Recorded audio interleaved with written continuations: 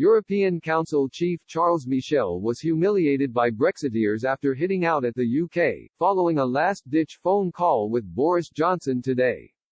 After Mr. Michel held a conversation with Mr. Johnson, he took to Twitter to demand the UK put its cards on the table, ahead of the EU summit, next week. He also warned UK officials Brussels will not accept a free trade agreement, at any costs, as time runs out to secure a deal.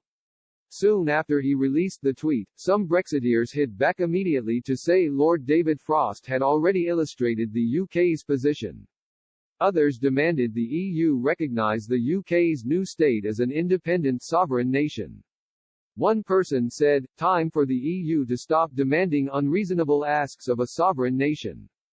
A second, "The UK prefers a deal. But we won't submit to threats and demands which no independent country would accept.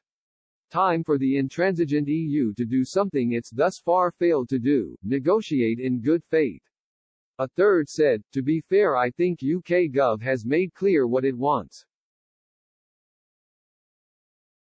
Another said, "Think they've been on the table for some time based on the UK now being an independent nation, which the EU is failing to acknowledge." Throughout Brexit talks, Lord Frost has claimed the EU must recognise the UK's sovereignty. This would mean understanding the UK's ability and desire to manage and govern its waters. Under this core aim, it would also mean the UK not adhering to the EU's state aid structure, despite the insistence from Brussels.